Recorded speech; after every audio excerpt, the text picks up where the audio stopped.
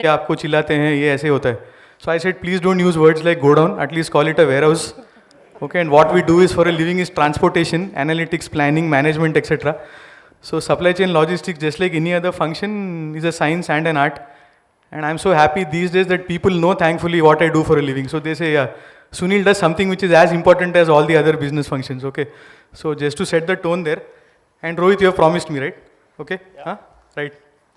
Okay, so just before we start, the way we have structured this is, I have touched upon 7 or 8 themes, which I'll be posing to each one of you in that order. Okay, and if we have round 2, that is if we have time for round 2, we will touch upon a common theme, right? And we plan to leave 10-15 minutes for the audience for any questions that you might have, okay? Right? So just to put things in perspective, a quick recap, I'm sure you all know it. I just want to tell you that the size of our online retail market is about 60 to 70 billion dollars, and it is expected to touch more than 300 billion dollars by 2030. Okay, so that's the potential we are talking of. And within that, when we talk of quick commerce, okay, quick commerce, I'm told, is around $700 million as of 2023, and in 2 years it is set to grow to 8 times, say to reach about $5.5 billion. Okay, so that's the scale and the opportunity that we are going to be discussing today. And of course, as you know, the focus is on online channels, physical channels, Omni-Channel, and how do we go about fulfillment using Omni-Channel, right? That's the main discussion, right?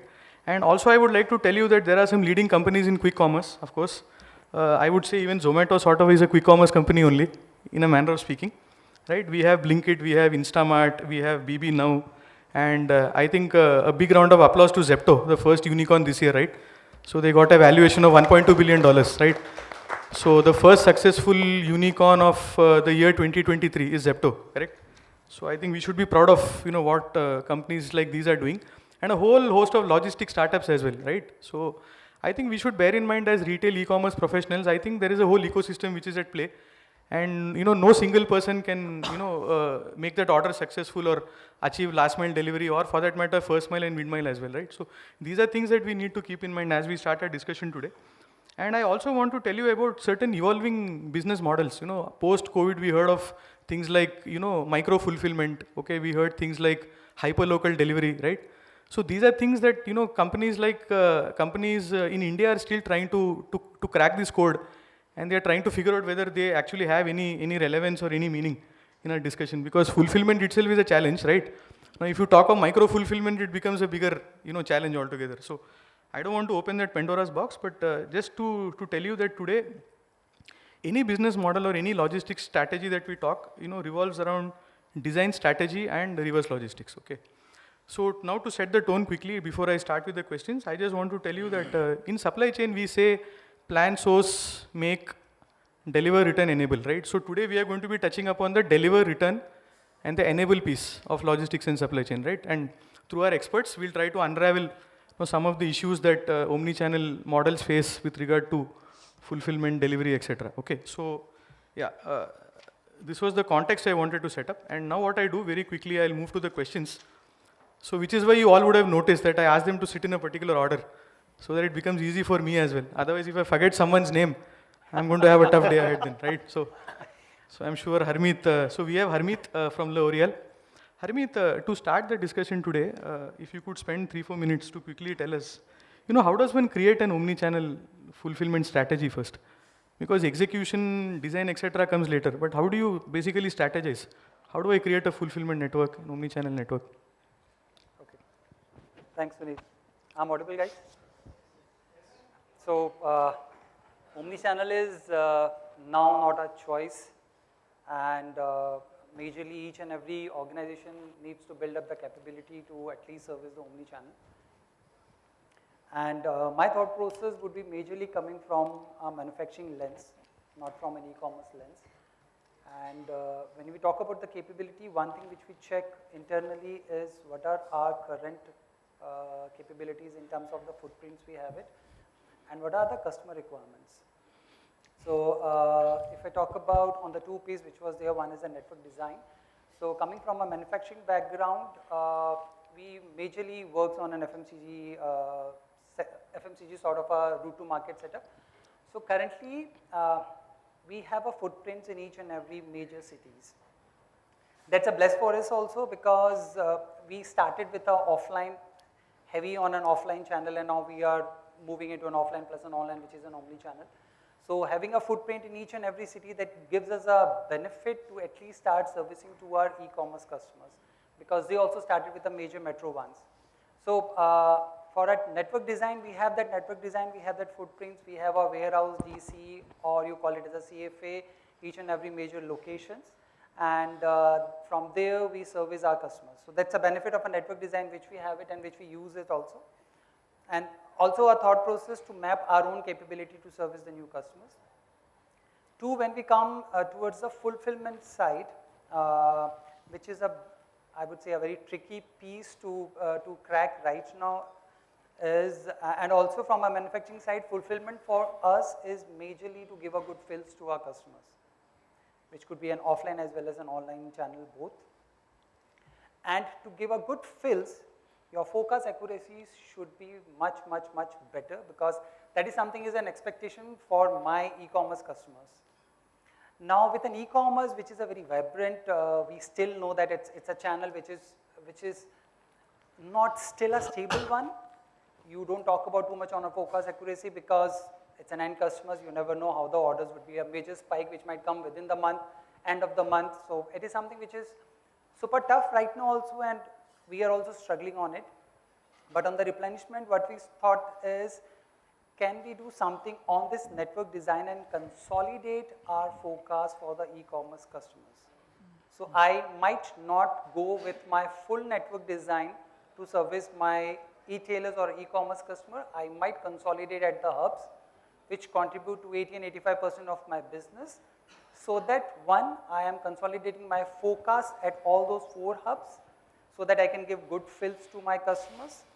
2, purely from a supply chain lens, it will help me to reduce my slops, because again, forecast is not sure, the units are very less. Sometimes you need to go with e-com exclusive packs, which will not be going into a GT market. So I'm keeping all those SKUs at particular locations, and from there, I'm servicing to my e-commerce customers. So that's a benefit how we have used in our organizations. And as I start, it's a capability, so you need to see your footprints and to match the capability to service your e-commerce customers. Great, thanks Harmeet. So I think, there is no magic bullet. I guess it's a process, right? It's a journey of evolution. You do pilots, you learn, you fail, you again, redesign and fine tune, because everything starts on the drawing board. So yeah, coming to our friend from Adidas, right? Rohit. So, ladies and gentlemen, did you notice Rohit and his dressing? He's literally wearing his brand on his sleeves, literally, right? He's the only one out of all of us who's not dressed in a jacket or a shirt or trouser, right? So he's your classical athleisure, Adidas man, right? So big round of applause for that. It's something very different, which you generally don't see, right? So whenever I meet him at a conference, seminar, whether it's at an institute or a leading B school or, at a formal gathering like this is how Rohit always dresses. And I find it very unique, very different and very interesting. Okay, he wears his brand on his sleeve, literally. Okay, Rohit? But I have a question for you. Don't just smile and doesn't end there. Right? I have a question for you. Okay. So Rohit, now, when we talk of online, offline mix, when we talk of omni-channel, right? We talk of unified interfaces, right? We talk of physical footprint and online footprint, right? And most companies that you read about these days, okay, whether it is Titan or whether it is handset companies, they are all, opening more offline stores, because they want customers to come have that touch and feel, etc. So given that you come from the footwear and athleisure industry, right? What is your idea of the right mix of online versus offline channels? Is there any sweet spot, or can you point your finger and say it should be 50-50, 30-70, 40-60, 90-10, 100-0, whatever? Any thoughts on that? Yeah. Can you hear? Yeah. Yeah. So thanks, Sunil, for the lovely introduction. So starting with about Adidas, how it works, or maybe let's take a point of how online and offline. So in one of the conclave last time when I was there, so there was discussion of AI coming in the market and then people losing their job or something like that. So, but then my point was pretty clear that no, it's not a competition with AI. It's a helping tool. The same way there is no competition between online and offline. So online is basically nowadays with India, digital India we talk about. So it's like reaching to the larger audience. Not everywhere you can open your stores, right? So and the cost involved in opening a store and having an online platform is a huge difference between the cost. So this is something which is, I think, which people have to have a wider scope in terms of how we are looking in the business overall. And then Sunil, to your answer, to the question of your answer, that what is the right mix? I wouldn't say there is any right mix about it. It's all about how the company wants to place itself and also how it is profitable. Because there are certain, like for example, Amazon, Flipkart, they don't have the stores, but they are profitable in certain businesses, right? And they have the footprints across India. I'm talking only about India business in that process, right? But the stores we talk about, so still the consumers are there. So there are certain set of society who wants to buy it online. There are certain people who wants to go to store, have a look and feel. So both sides, their investment are there.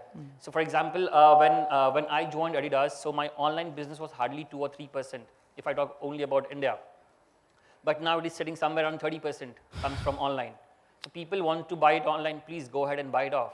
And I actually plan and buy for the emerging market, which includes the whole Middle East, South Africa, Turkey, Israel, and yeah, India, of course. And now we are integrating with Ukraine, Kazakhstan, and Asia Pacific also will be part of us. So again, it's all about I would say a customer experience. We have Hello stores in Delhi, especially. We have 2 Hello stores, which is one of the best in Asia, including UAE. So that is the best stores we have. But again, if you want to go on the portal, you will have a same kind of reflection, same kind of experience on the portal. So again, I think if retailers want to look this as an online, as a competition, sorry boss, this is not working that way. Because the smaller, I would say, give a very small example. So you go to a Kirana store and buy stuff, right? Now we have Blinkit, Zepto, Dungeon, all these small players who have come a long way because you don't want to go to stores, you just want to order and you have stuff, especially in metro cities, within 5 to 7 minutes. So this is something which I think, reiterating the same point that there's no competition between online and offline. I think what consumer is looking out for is the product you are offering. Doesn't have to be in the stores or online. And people nowadays, when we talk about omni-channel experience, it's just about click and collect, right? So this is very a small portion of omni-channel if you talk about. And reiterating the fact that it's about the product which you are offering in, which holds the value, whichever brand you are into or any of the product I'm talking about, FMCG and everything. So everything has to do with the offerings which you're making. Maybe sometimes people have that, especially our Indian mentality is more of I would say a discount driven online, which we look for the deals everywhere, right? So this is something which we are trying to come out of it, because not everything which is on discounted is actually the right price of the product, because sometimes the prices are inflated. I think most of you are from the retail industry, so you know how this works. The deals like the Independence Day deals and all these big billion day sale and these things, how it works overall, because none of the company in this universe will operate at a loss. It's pretty clear, right? So we show a price of 1,000, we are selling at 200 rupees. So we are showing 80% discount, but the fact of the matter is something else. I think consumer is smart enough to understand that. I think with this, I would just want to say, it's not a competition between online and offline. It's like how well we can be together and achieve our goal as a company. Yeah, that's good. I think a fair answer, because it's difficult to put your finger and arrive at a specific percentage or mix. I think it will vary, by industry, by product type, right, by sector. I don't think there are right answers, but I think every company today, who can think of any product that can be made available on both platforms and try and work towards that, unified view of inventory, unified view of customer, I think will win the game. I mean, no easy answers, but yeah, it's possible. And several years ago, of course, I am the youngest on the panel, although I have a balding head and all that. Okay, I'm still young. I'm a teenager still, right? These people he's 54, he's 78, he's 82, that gentleman is 60, right? So I'm just 18 and a half, right? So several years ago, when I studied supply chain, more than 2 decades back, it was all about forward supply chain, right? You push the material, it goes to your dealer, your primary source, secondary, and then you forget about it.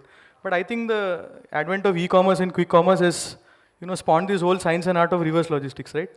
And I think a rough ballpark, you would all agree, I think anything between 20 to 25% comes back to source, correct? Any category that you can think of, fashion, footwear, or any other category, I think if you sell something worth 100 rupees, I think maybe something worth 20 rupees is going to come back to the source, right?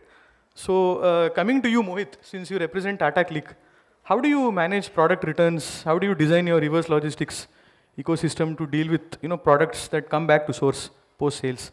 So any insights on that? Sure, thanks, Anil. Am I audible? Who's come?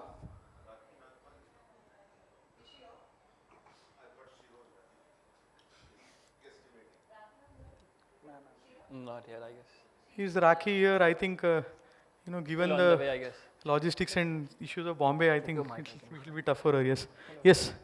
Not Not here. able now? No. Otherwise, can you use a hand mic? Yeah. See, there you go. So much for modernization and all. Hello. Age-old hand mic works, right? Okay, surely. Thanks, Sunil.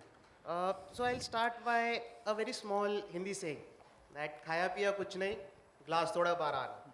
So returns is something like that for online marketplace, that you end up with net zero sales, but you spend almost twice the logistic cost. And there are actually several small sellers that I know who do not want to go online just because they don't want to handle the returns part of it, the returns logistics, how the products are coming back. At Tata CliQ, we are extensively using machine learning to cater to the returns. So if you see returns, there are basically two broad types of it. The first one is where we call it is at RTO, which is return to origin, wherein the deliveries have not happened. So the customer has probably refused the delivery, or there was an incorrect address because of which the item came back. For that, what we have done is we have developed an algorithm wherein every time a customer orders a product, the algorithm goes through all the details of the customer. It goes through the address what customer has kept in and analyzes whether the address is incorrect or incomplete or it is fine. So anything which is incorrect as per the system is highlighted as a red order, and then we decide whether we want to ship those orders or not. So that is one way how we are handling RTOs in Tata CliQ. Then the second part of the returns is when customer received the order and then they want to return the product.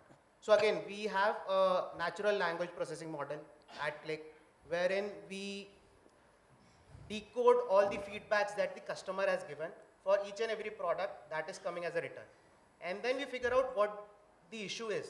So it might be as simple as the image is not as per what the description is, or the description is incorrect, wherein what we have shipped is probably a bit different than what website was saying it to be. And another thing is, so basically we do such kind of correction, and again, it is completely machine learning that we are using it. Then the last part is where we can't have any control. So the customers are going to place the order, they are going to return the order. In that case, there are several techniques where you keep customer hooked up to your system. Whether it is you incentivize the customer to take refunds in wallet, you probably give 10 to 20% extra and ensure that they come back to your platform. Then another thing which is recently started by most of the online players is, especially with the Omni-Channel model, wherein you promote return to store. So you ask the customers to come back to your store, they can return or exchange the product for free, and in that whole sense, you are most likely to put in more sales. So these are few techniques that all the online players are trying to use, and yeah, like I said, returns is a problem for online marketplace, but these are few techniques how we are trying to manage things at Tata CliQ. Thanks for wonderful insights on that, Mohit. Because I think it's end of the day, it's a cost to the company only. It increases cost of operations. It's free for people like you and me, right? You just schedule a pickup, somebody comes and does it free for you, right? And having said that, I think since we're talking of online marketplace, e-commerce, etc., you would have read recently that Amazon now wants to convert itself into an end-to-end supply chain company, right? So they will do everything from, from production to the final delivery for you. Literally everything, correct? So I don't know how that is going to impact the market, how it's going to impact startups, how it's going to impact 3PL, 4PL players or the entire logistics or the fulfillment ecosystem, because Amazon has recently decided. And who knows, if they start in some other geography, they might come to India also in the next few years and do your end-to-end logistics and supply chain for you, right? So on that note, I would quickly like to move on to Dhaval. Hi Dhaval. So Dhaval represents Stellar Value Chain Solutions, which is a leading 4PL, 5PL player, integrated services. So Dhaval, my question for you is, obviously we can spend hours and hours answering that, but what is the right cost versus service mix? I mean, can you still be a, an optimal cost player and also provide high level of services? So how do you see this happening, or do you just see it as utopian, good to write a note? Sunil can ask this question, it's okay. He doesn't have to answer it, right? I have to answer it. So just on a lighter note, but yeah, how do we deal with this, conflicting, forces actually of cost versus service? It's a classical question, but any thoughts on that? Yeah, no. Can you all hear me? Yeah. Yeah. Okay. So no, thanks. I think it's a great question. The question is a bit like, the shop cheap and best. It's the cheapest shop with the best items, right? So it's a bit like that. So this is a paradox that we have to kind of deal with when you are on the 3PL side. Definitely, you don't have the privilege of pricing something at 1,000 and giving an 80% discount and still making money out of it. So that's not going to happen at a 3PL side. How do we deal with this is actually firstly to kind of break this down and say, what is cost and what is service. So when you look at cost, that's a number at which you deliver a service. So it is a relative number to a service. When you talk about service or the customer service, that's an expectation that the customer has from you to be able to deliver something.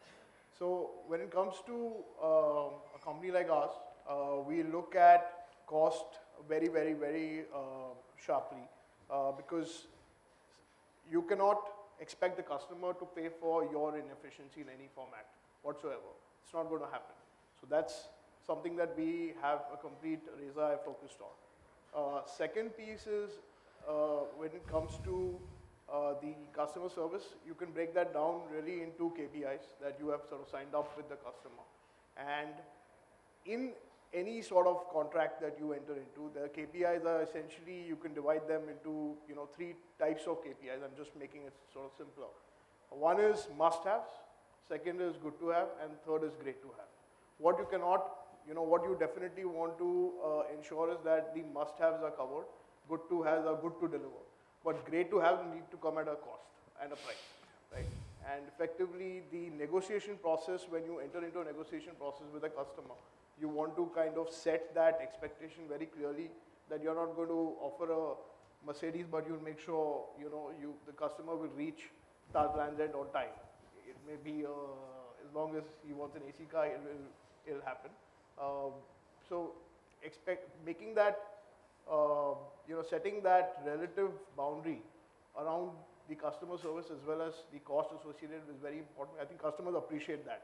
They understand that, a robot working in that warehouse is great to have, but nobody is ready to pay for it. And the same job can be delivered by a person in a country of 1.4 billion. So that's a second part. Having said that, I think this is still sort of frozen in time as of today. How do you kind of still deliver that customer delight? Because what I've just told you is a very standard thing that anybody would like to kind of deliver. The third part is very important, which is the evolution of the relationship.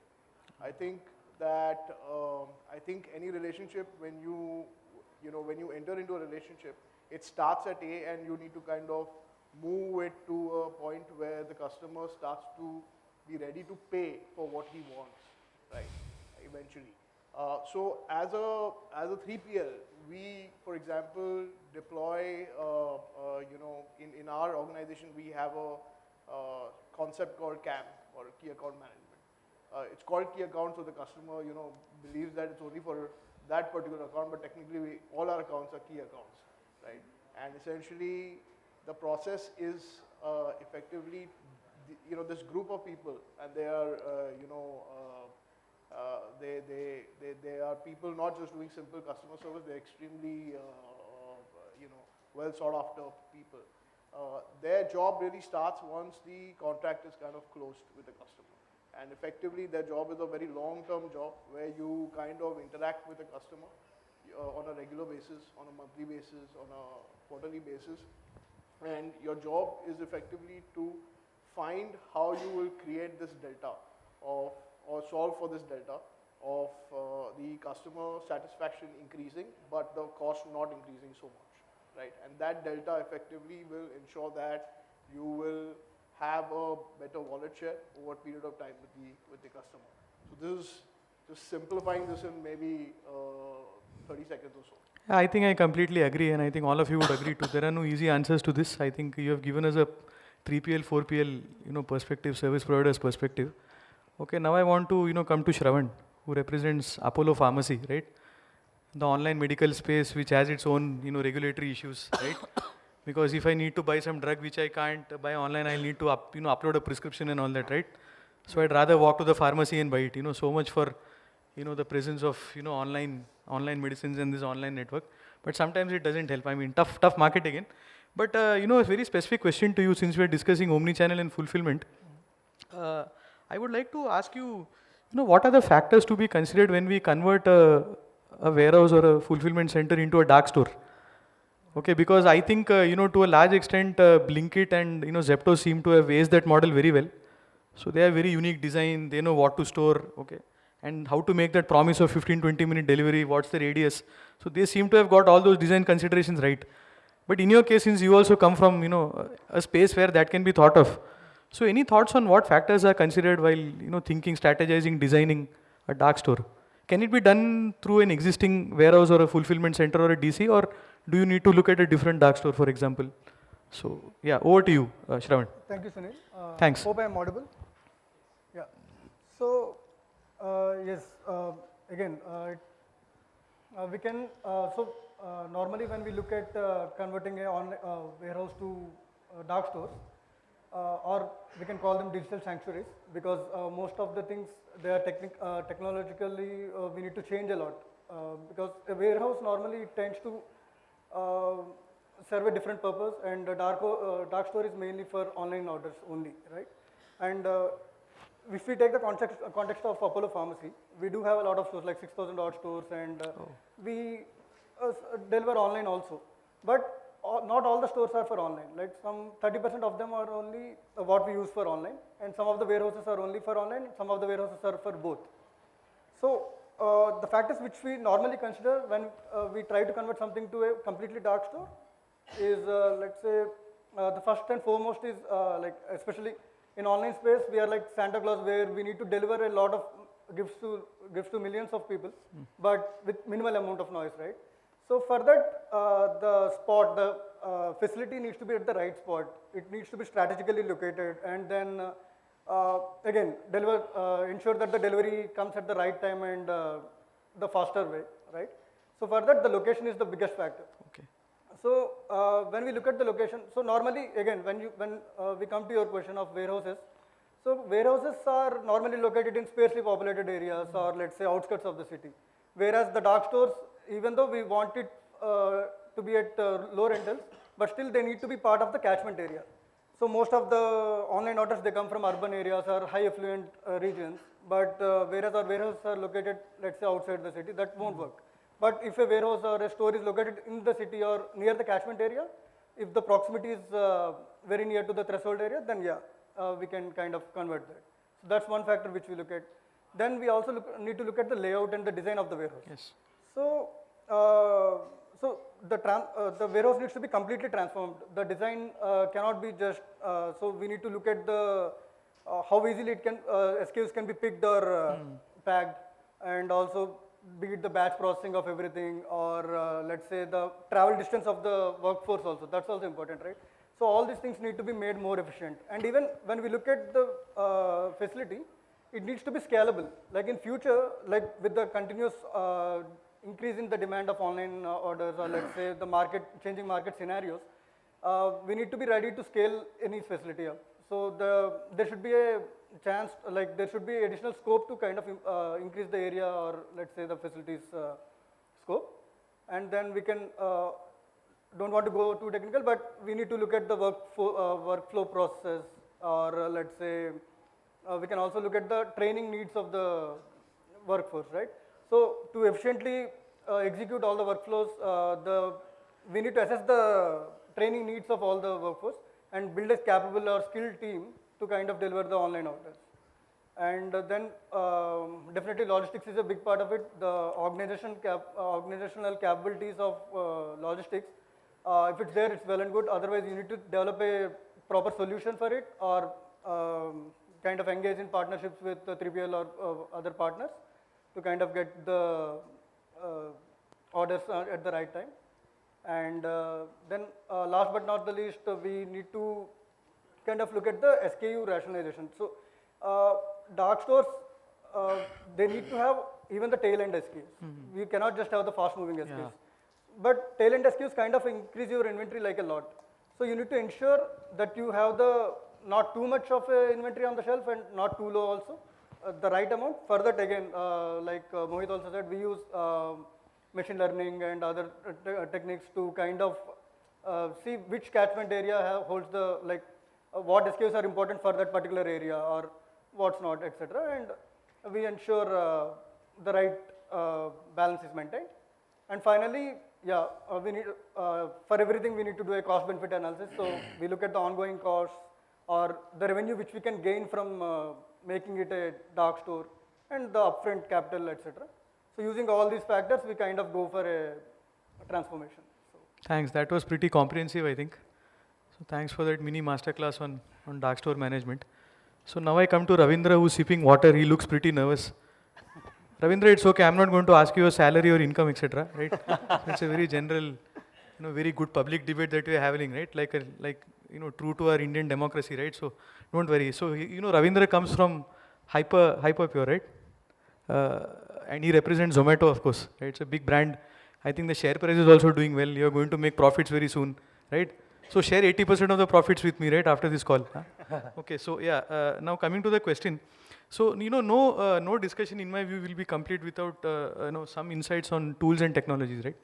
The system, aspect of it. So any thoughts on how, order fulfillment cycles or last mile fulfillment operations are, buffeted through visibility tools or other systems, where you increase transparency, visibility, etc., and make it easy for the consumer or the user to track a shipment, track a delivery, track an order, etc. So any thoughts on, some tools, systems, or other IT related aspects that affect this operation? Yeah. Sure. Thanks for the introduction, Sunil. I hope I'm audible, guys. Otherwise, you can use the mic, no? No, if I'm not Audible, I guess, yeah. yeah, okay. He's audible, right? Already. Okay. All right, okay. Fine. So I'll just take maybe 30 seconds to first introduce maybe Hyperpure if some of you are not aware.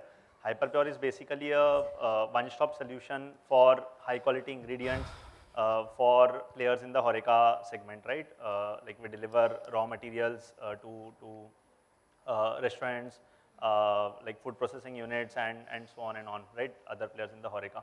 So most of my like inputs that I'll be giving would mostly be related to this segment, but I believe it is almost always applicable to other segments, of the industry also, as like since we deal in perishables, non-perishables, and temperature controlled products and all, right? So almost all facets of products are covered in the supply chain that we do, right? So talking about visibility, right?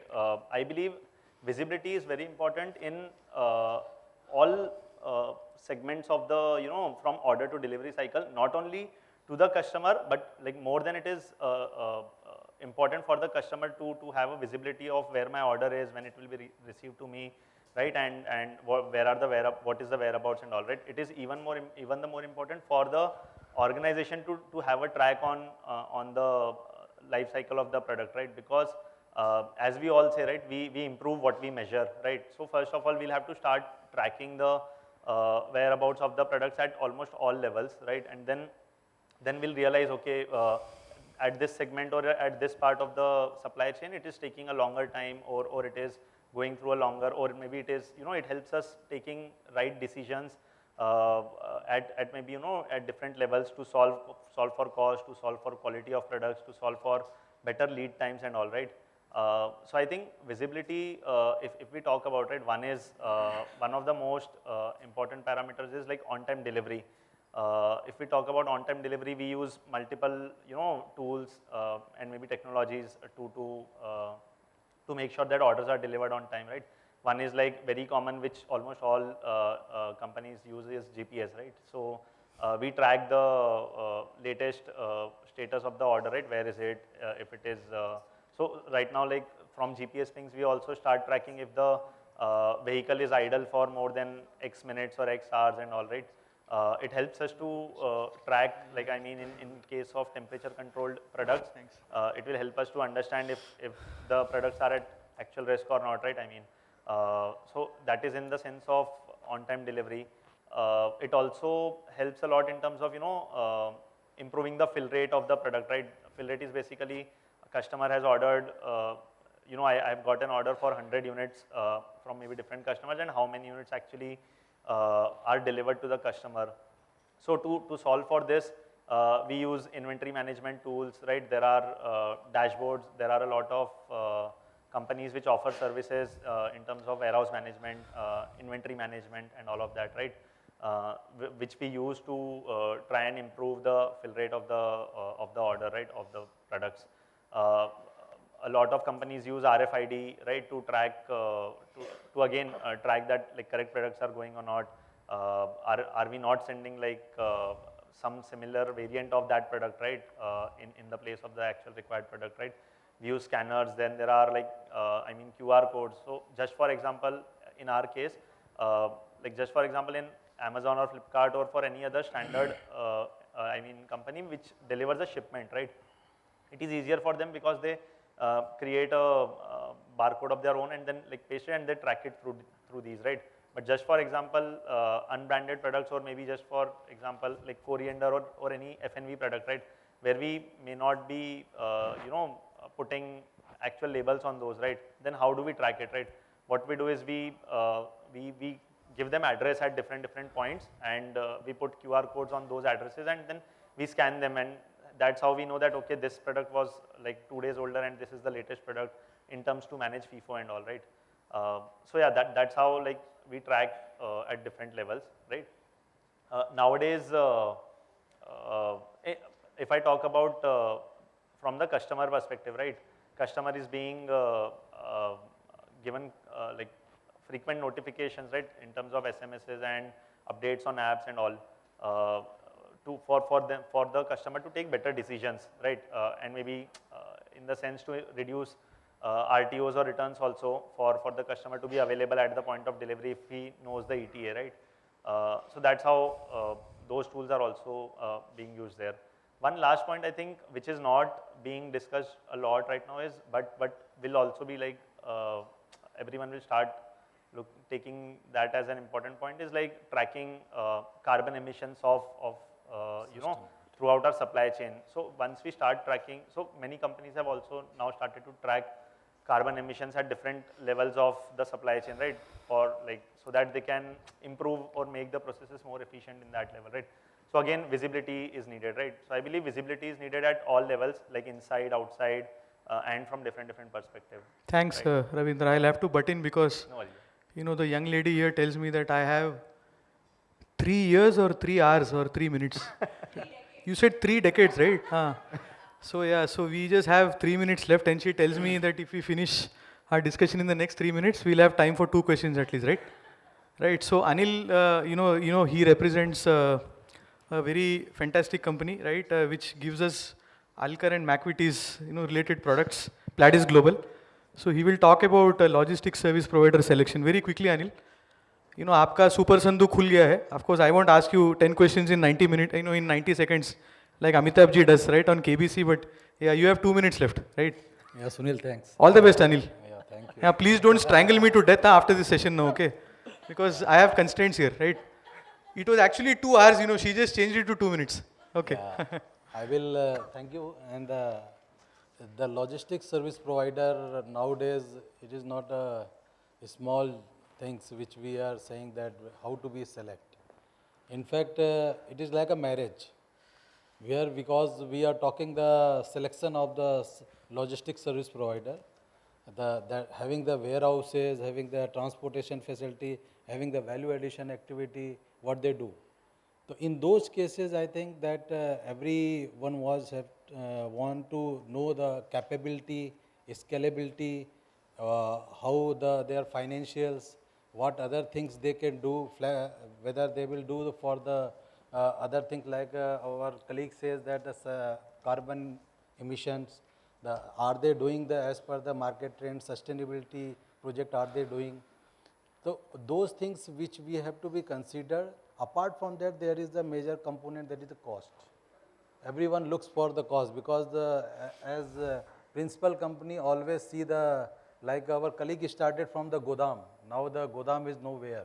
Everyone is talk about the DC, everyone is talk about the fulfillment center, everyone talk about the bigger warehouses. But as a principal company, we always see the capability and their service level, because customer is the king. And we want that when we are going to attach to any service provider, they have the proper service level.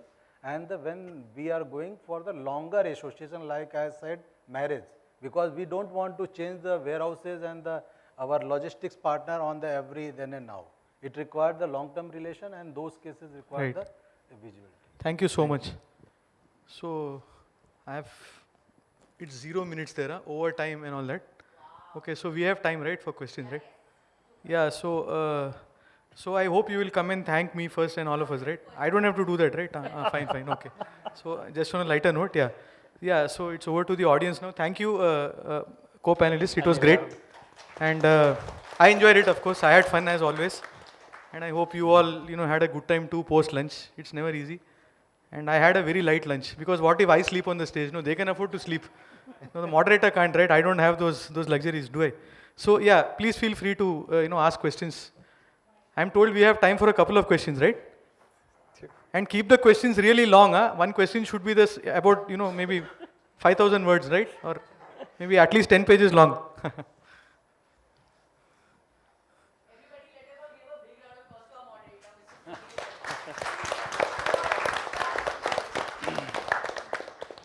Yeah, hello. Hi. Yeah, my question to the panel is, what trends do you see in the future of the Omni-Channel, and how are you planning to adapt this? Future trends in Omni-Channel. Future trends. So, yeah, right. Would any one of you want to take it? Obviously, the question is not for me, right? It's for them, no? You're staring at me, but you can look at them. For the panel, definitely. Oh, yeah. Over to you guys. Yeah, anyone. Future trends in Omni-Channel, right? If I heard that correct. Right? Yeah, right. What trends do you see in the future of the Omni-Channel fulfillment? Future of Omni-Channel. Future of the Omni-Channel. Oh, so you want us to, gaze at a crystal ball and then an answer. Yeah. So who's going to do that? Not easy, but anyone? Any takers? I think Anil is coming first, right? Omni-channel is... yeah, Harmeet, you can go next then. After the COVID, we have seen the Omni-channel is having a very vast requirement. Because whenever we are talking about that, earlier, before the COVID, we have seen that most of the buying is happening on your stores. Now it is having the different. Because as a company, FMCG company, we always seen the trend where the demand is coming, whether it is from the stores and it is from your online. Now the online and e-commerce is having the different, and everyone has the right, because being a user also, I have seen that how I have convenient to place the order and how we are going to get the faster. So that I think the Omni-channel is having the vaster this requirement in the future, as well as that having the bright future, because everyone wants the convenience and easy to buy it.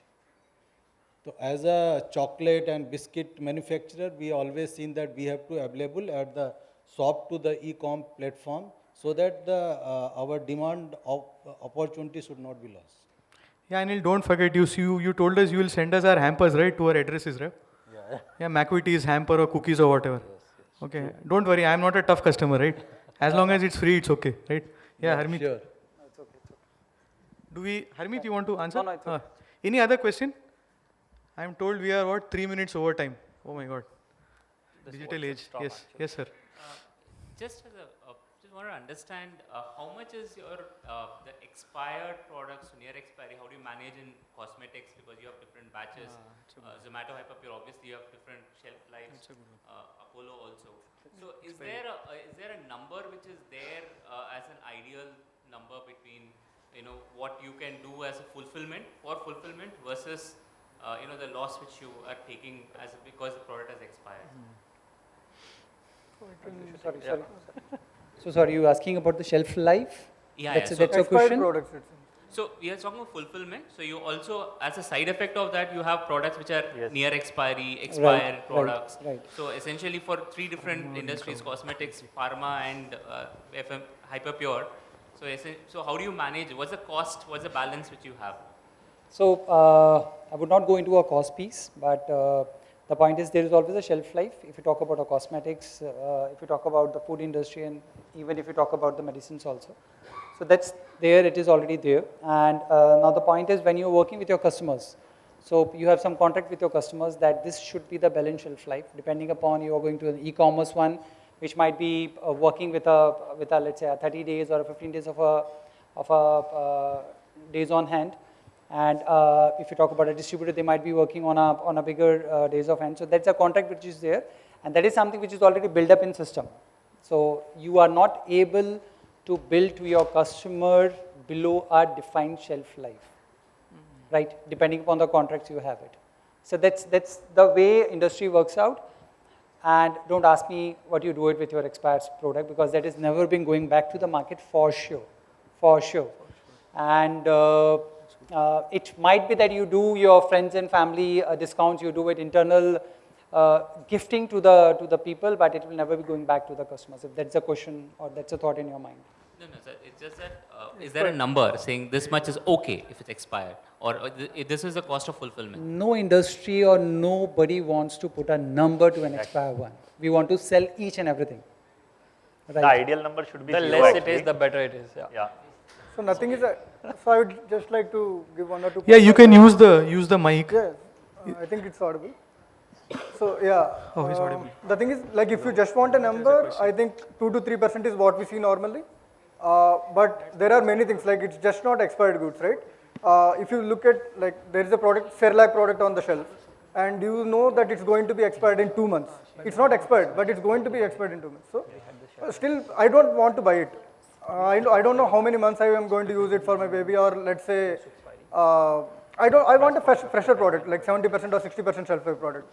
So there are many solutions to this, like just going forward and trying to tell what's happening in the market currently. If it's an expired product, then anyways we are going to destroy it and kind of send it out. But if it's not expired, but there are 3 or 4 months left, or 5, like 30% life is still left. But I don't want to put it on in my stores. So there are firms who buy this at a lower price. So again, there are manufacturers who take it back and they will try to destroy it, or they can do others. And there are firms who kind of take it back and kind of give it at a reduced or discounted price to other markets. So this is also happening. So these are the ways through which we can reduce the expired products. Like low shelf life product being on shelf doesn't really help us, but putting it in a different market, it will definitely be a usable product, and yeah, we can reduce our bad goods. And just like to add one point to it, I think it is all about how strong, how effective and strong your demand forecasting is. If your forecasting is, I mean the analytics that you do, right, is pretty much in line with your supply, right, and your demand, you would end up like having very limited amount of expiry, which is obviously always be there, like at least some. You cannot always have zero, right? Just in the food. Yeah, thank you very much. Because Sunil, she's standing with a gun behind me. Sunil, give me 1 minute. Yeah, who else? Yeah. You always stop Anil. Because in the food, always everyone, as you said. Mohit, sorry, we'll take it offline. Thanks, Mohit. Percentage. Yeah. They always keep their percentage in the budget, so that when the year end or month end happen, they have to write off the stock. But being a food company, that we always focus on, it should not be expired.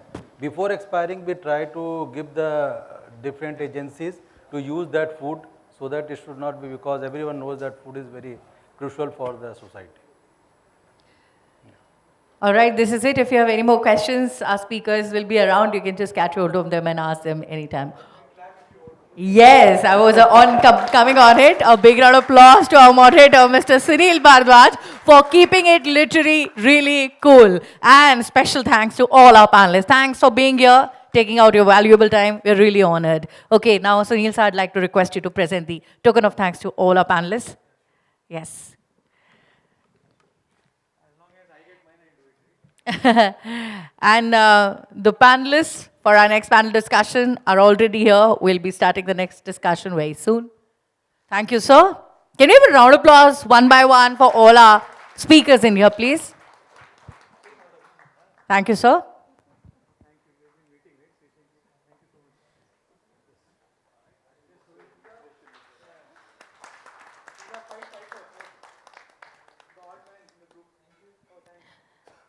I think, Sunil sir, you've really made Mr. Rohit very popular in the room. Now, he is a star. Thank you, sir.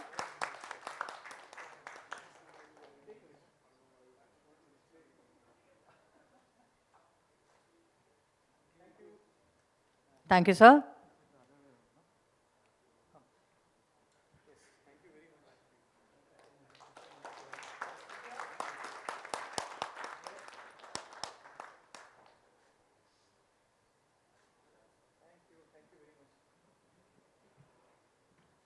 I would also like to tell you that lucky draw can happen anytime soon, so please be here.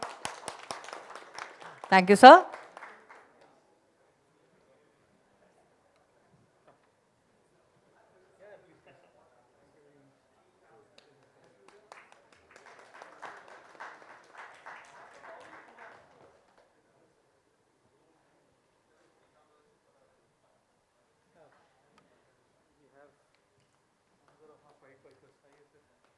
Thank you, sir. And now, Anil, sir, I'd like to request you to present it to our moderator, Mr. Sunil.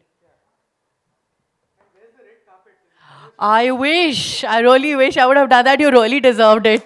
You were the awesomest moderator since yesterday, honestly. All right, with this, we've come to an end of this session. Thank you, everybody, once again. I would want you